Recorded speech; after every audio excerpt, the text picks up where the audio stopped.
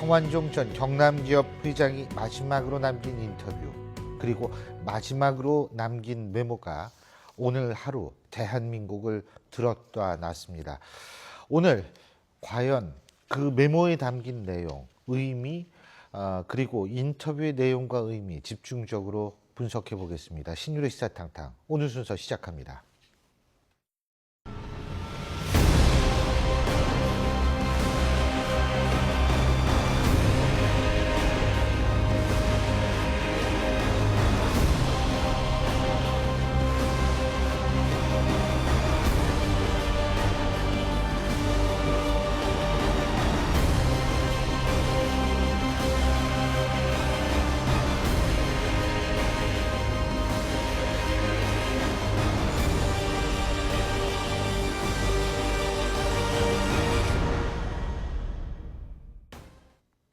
예, 오늘 여러분한테 이 문제를 비롯한 정치권 소식을 자세하게 분석해드릴 하원 전 백석대학교 총장 스튜디오에 모셨습니다. 어서 오십시오. 안녕하세요. 안녕하십니까.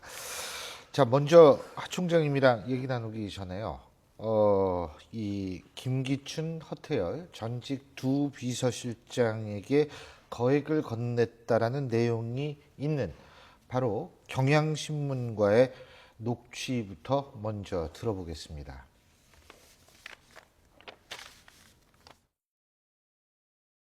허태열 실장 국회의원 당시에 제가 만났잖아요. 물론 공소시효 같은 건 지났지만 그 2007년 대선 캠프 때 제가 많이 도왔어요. 잘 아시다시피 기업하는 사람들이 권력의 핵심에 설 사람들이 얘기를 무시할 수 없지 않습니까? 그래서 많이 도왔는데 그때 내가 한 7억 현금 7억 주고 그냥 그 현금으로 주셨어요, 바로? 예, 그럼요. 예, 현금으로 우리가 그저 리베라 호텔에서 만나서 몇 차례 걸쳐서 7억을 줘서 사실 그는 가지고 경선을 치른 겁니다. 그걸 먼저 연락하셨어요? 아니면은 근데 허태열 실장이 막 이렇게 저렇게 다 연락 올 때 그때 그냥 응하시는 것처럼 이렇게 하셨어요? 어떻게 했어요?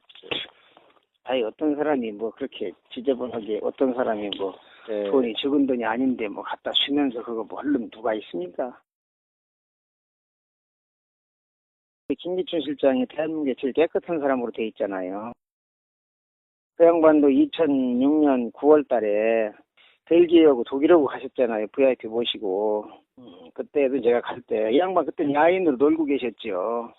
그 양반이 이제 모시고 가게 돼서 그 양반한테 한 10만 불 내가 달러로 바꿔서 그 롯데 호텔 그 힐스클럽에서 내가 전달해 드렸고 수행 비서도 따라왔습니다만 결과적으로 이게 서로 신뢰 관계에서 이게 오는 일이잖아요. 예, 지금 성완종 전 경남기업 회장이 생전에 마지막으로 인터뷰한 녹취를 들으셨는데요. 자, 이번엔 저희 YTN 호준석 앵커가 진행하는 뉴스인과 김기춘 전 대통령 비서실장과 인터뷰를 했습니다. 김기춘 전 실장의 또 발언 함께 들어보시죠. 너무나 황당하고 황당무계하고 매우 악의적인 허위 사실이다.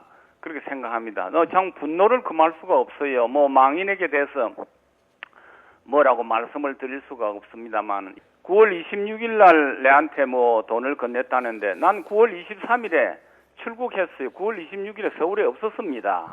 롯데헬스 제가 회원이긴 한데 운동복 입고 운동하고 또 옷 갈아입는데도 사람이 많아요. 거기서 무슨 거금을 주고 할 이유도 없고 분위기도 아닙니다. 헬스에 운동하러 가면서 수행을 데리고 오는 사람이 어디 있습니까? 또 제가 그때는 야인으로 놀고 있는 것도 아니고 야당 국회의원이었어요. 무슨 그분이 큰 돈을 주고 교제를 해야 할 그런 대상도 아니었어요. 그때 아마 무슨 재단인가에서 아마 우리 대표님을 초청해가지고 했기 때문에 거금을 제가 가지고 갈 하등 이유가 없었어요. 전반적으로 이거는 정말 사실이 아닙니다. 예, 여러분, 고 성완종 전 회장의 언급과 김기춘 전 대통령 비서실장의 언급 둘을 들어보셨습니다. 물론 허태열 전 대통령 비서실장도 강력하게 돈을 받았다는 사실을 부인하고 있다는 점을 분명히 말씀을 드립니다. 총장님, 자 어떻게 보셨습니까? 글쎄요, 지금 우리가 다 들은 듯이 두 사람의 의견이 상반되지 않습니까? 한 사람은 거짓말을 하고 있는 게 틀림없을 텐데 누가 거짓말을 하느냐 하는 건 저희들이 가려내기는 어렵고요. 그런 걸 역시 사법당국에서 좀 가려줘야 되지 않나 저는 생각을 합니다. 죽은 자는 말이 없다지만 또 죽은 자가 말을 할 수도 있거든요. 예. 그러고 죽기 전에 마지막으로 쓰는 유서 같은 내용의 신뢰성에 대해서는 또 법의학자들도 보는 시각이 있다고 봅니다. 그렇기 때문에 검찰에서는 2006년도, 2007년도 이게 공소시효 기간이 끝났다고만 할 게 아니라 리스트에 8명 나온 사람 중에 또 4사람은 돈 액수는 적혀 있지만은 언제 줬다는 시점은 없지 않습니까? 그게 공소시효가 끝났는지 안 끝났는지 알 수는 없거든요. 그러니까 다들 펄펄 뛰지만은 그래도 한 번쯤은 사건의 명명백백하게 밝혀주는 게 좋지 않나 저는 그런 생각을 합니다. 지금 사실 이 극단적인 선택을 했는데 뭐 여러 가지 추측이 나오고 있습니다. 왜냐하면 그 고 성완종 회장께서 이제 집을 나서고 나서 지금 정확한 사망 시간이 발표가 안 됐습니다만 한 4시간, 5시간 정도를 이제 물론 인터뷰 50분 한 것도 있지만 그걸 제외하고서라도 서너 시간 정도가 이제 지난 다음에 극단적인 선택을 하신 것으로 알려지고 있는데 과연 그러면 그 시간 동안 뭐를 했을까 뭐 이런 여러 가지 그렇죠. 얘기들이 나오고 있는데 더군다나 그렇게 극단적인 선택을 하기로 마음을 잡수신 분이 인터뷰를 하고 바지 주머니에 메모를 남겼다.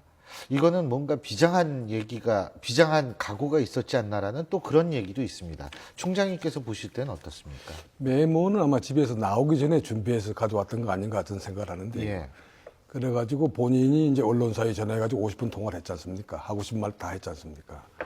그러고 난 뒤에 또 나머지 시간 동안에도 통화를 했을 수가 있거든요. 구명 요청하는 통화를 했을 수가 있는데 그게 대한 답이 자기가 기다렸던 답이 안 왔거나 좋지 않았거나 그럴 수도 있고 그러다 보니까 절망해가지고 목을 맸을 수가 있는데 목을 맬 것도 넥타이로 했다는 거 아닙니까? 그러면 사전에 그렇게 본인이 죽어야겠다까지 그렇게까지 결심했던 건 아닐 수도 있다. 저는 근데 그렇게 이제 생각합니다. 이 운동복 비슷한 거에다 이제 넥타이를 가져가셨으니까 이제 지금 예. 아니 그래서 그 본인으로서 상당히 준비가 마음의 준비라든지 많이 했다고 되기 때문에 지금도 저 신뢰성이 제일 문제 아닙니까? 지금 제일 관심사가 성 회장이 메모 쓴 게 과연 사실이냐 아니냐 하는 게 제일 큰 관심사고 또 국민적인 관심사도 틀림없으니까 그 문제에 대한 명확한 답변 해결책이라든지 명확한 규명이 나왔으면 하고 바라는 게 일반 국민들의 생각일 겁니다. 근데 총장님이 보실 때에 지금 이 부분요. 이제 정치부 기자도 오래 하셨고 그러시는데 이게 지금 선거가 얼마 남지 않았습니다. 재보궐선거요. 이런 이 사건이 어쨌든 밝혀져야 될 부분이 많은 사건이 터지면 재보선에 일반적으로 영향을 좀 미치나요? 전 이번 성완종 전 경남기업 회장의 자살 사건이 이번 4.29 재보선 판도를 요동치게 할 거로 저는 생각하고 있습니다. 오늘이 이제 후보 등록 마감으로서 이제 본격적인 선거 운동이 이제 16일부터 시작되는데요. 그동안에 이제 처음에 선거 초반에는 여야당에서 4자리 뽑는 1년짜리 국회의원 4자리 뽑는 선거인데 이제 대선 총선급 공약을 내섰다가 좀 비판의 여론이 있자 보니까 바뀌었지 않습니까? 그래서 여당은 지역 일꾼론으로 나가고 야당은 정권 심판론으로 가는데 이번 사건 같은 거는 정권 심판론 쪽에 무게를 실어줄 수가 있거든요.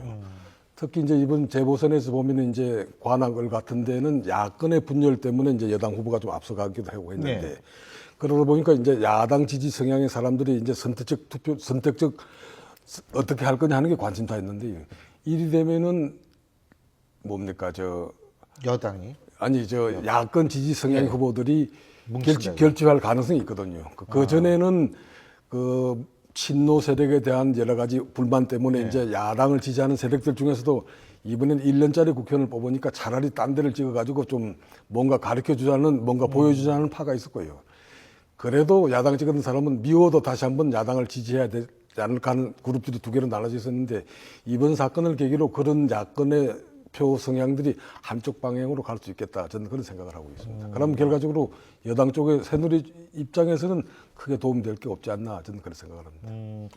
근데 일단 있으면은 당에 있어서 물론 당사자들 있지 않습니까? 예. 지금 거론됐던 8분의 당사자들은 신속하게 자신의 입장을 보도자료를 뿌리고 억울하다고 얘기를 하고 김기춘 전 비서실장 같은 경우에 사실 제가 잘 알아요. 좀처럼 인터뷰에 응하지 않는 분이세요, 이분이. 그렇죠. 그런데도 오늘은 굉장히 활발히 인터뷰에 응하셨거든요. 그러니까 이 당사자들은 굉장히 활발히 움직이는데 새누리당의 입장을 빨리 정리를 해야 되는 거 아니겠어요? 어떻게 보십니까? 새누리당은 뭐 뉴스 보니까 우리 김무성 대표도 광주 지원 갔다가 이제 당의 의견을 들으려고 급히 상경해가지고 아마 당 지도자 회의를 한다고 하는데요. 그래서 이게 지금 새누리만 하더라도 친박하고 비박이 있지 않습니까? 이번 나타나는 거지만 주로 거명된 사람들이 다 친박 핵심들이 많거든요. 그러니까 비박 쪽 입장은 또 다르지 않습니까? 비박 쪽 입장은 빨리 수사를 해야 된다고 말하는 사람도 있고, 친박은 이거 황당무계하다, 사실하고 다르다 이야기하고 있기 때문에 당론을 정하기가 그렇게 쉽지는 않지 않나, 저는 그런 생각을 합니다. 하지만 그 입장을 빨리 정리를 해야지. 왜냐하면 야당은 지금 정리를 한 것 같아요. 박근혜 정권 최대의 정치 스캔들이 터졌다. 지금 공세를 가하고 있잖아요. 그러면 거기에 대해서 나름대로 방어 논리를 잡고서 거기에 대응을 하려면 빨리 입장을 정리해야 되는 거 아닌가요? 새누리당에서 지금 자기네들이 낼 수 있는 제일 좋은 답안이 뭡니까? 빨리 진실을 밝혀달라고 요구하는 수밖에 없지 않습니까? 그러면 수사도 요구해야 되거든요.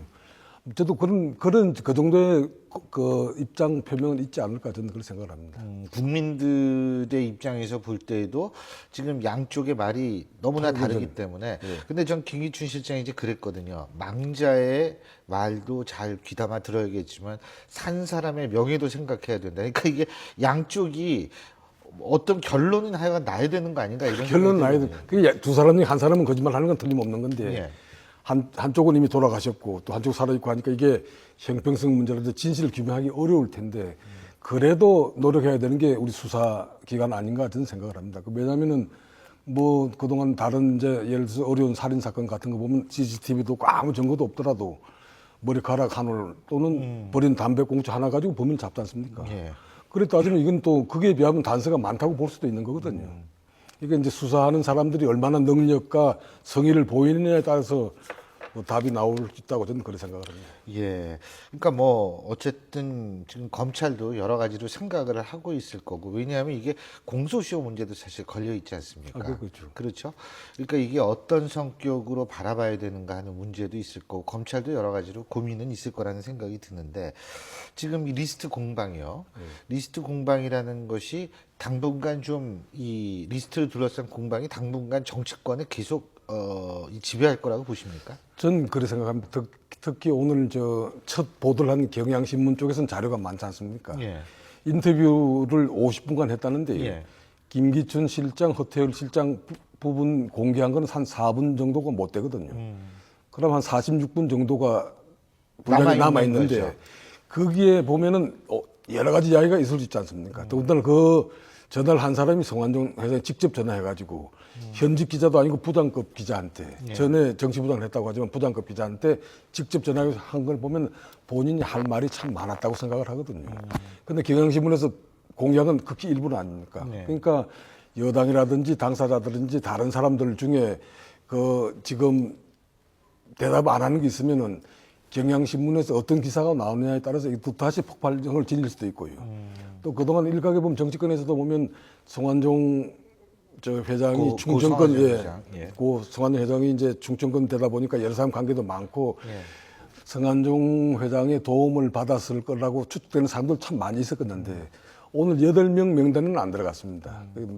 속으로는 이제 가슴을 쓸어 내리고 있을지 모르지만 또 그런 내용도 남아있는 부분에 들어갈 수가 있거든요. 그러니까 앞으로는 그게 큰 화약고가 될 수 있다고 저는 그렇게 생각을 합니다. 그렇다면은 어쨌든 이것이 조금씩 나오기 시작한다면 가장 이 새누리당이 그럴수록 진짜 빨리 입장 정리를 해야겠네요. 여러 가지 가능성을 생각을 하고요. 빨리 입장 정리라고 하는 게 수사 빨리 해가지고 빨리 밝혀달라는 거 말고는 뭐 뚝 있을 거 없잖아요. 그러니까 어쨌든 이거 빨리 좀 진화를 해야 되는 게 이제 새누리당의 입장이겠죠. 새누리 희망이지만 새누리 희망대로 진화가 잘 될지는 제가 그건 없습니다. 아무도 모르는 거고. 예. 그러니까 이게 뭐 본인들 8분의 주장이 사실로 드러날 수도 있는 거고, 뭐 이렇게 되는 건데 어쨌든 그건 우리가 알 수가 없는 거니까. 예. 근데 나가면서 주머니에 담고 간 메모지에는 8사람이지만은 50분의 통화 내용에는 몇 사람이 있을지는 우리가 모르지 않습니까? 그렇죠. 예. 그리고 인터뷰도 하고 그것도 이렇게 넣고 있는 거 보면 여러 가지 생각이 있는 상태에서 무작정 나온 건, 돌아가셨을 무작정 나온 건 아니고 나름대로 준비를 했다고 봐야 되지 않습니까? 그렇군요. 예. 지금 어쨌든 이게 4월 29일이면은 이제 한 3주 남았나요? 3주 20일 정도 남았죠. 20일 정도 남았죠. 예. 그럼 20일 정도 남은 시간에 과연 이 문제가 어떻게 수습이 되고 전개가 되느냐에 따라서 선거 결과가 많이 달라질 것이다. 아, 그거에 뭐 직접적인 영향을 미치겠지만 이미 영향을 미치고 있다고 저는 그렇게 생각합니다. 그렇게 생각해요. 국민들이요. 예, 왜냐하면 그동안에 이제 마음을 못 정했던 사람들이 이런 걸 정하거든요.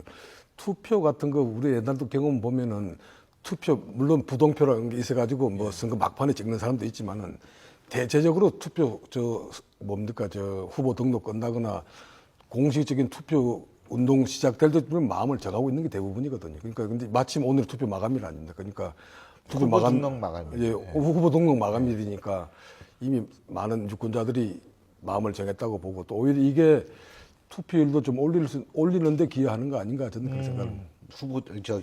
투표를 올리는데 정치 아무래도 관심이 생기면 예. 정치 부장 오래 하셨으니까 그거 잘 아실 거 그전에는 아니에요. 이제 우리 천정배 장관이라든지 예. 정동영 장관처럼 지명도 높은 분이 나와가지고 투표율 조금 높을 수 있다고 예. 생각하는데 이번처럼 이렇게 정권 심판론까지 가게 되면은 가만히 있던 사람도 나올 수가 있는 거고요. 그러니까 투표율이 지난 작년에 730 재보선 때가 32.9%였다는데요. 이번에는 그보다 좀 높을 수 있다 저는 생각을 하는 거고요. 높으면은 어느 쪽이 유리하겠나 하면 그건 또 야당한테 유리한 거죠. 예. 알겠습니다. 오늘 정말 대한민국이 들었다 놨다 이렇게 올라갔다 내려갔다 하는데 그 부분에 대해서 저희가 좀 더 주시하고 지켜봐야 될 것 같습니다. 총장님 오늘 말씀 여기까지 듣겠습니다. 고맙습니다. 감사합니다.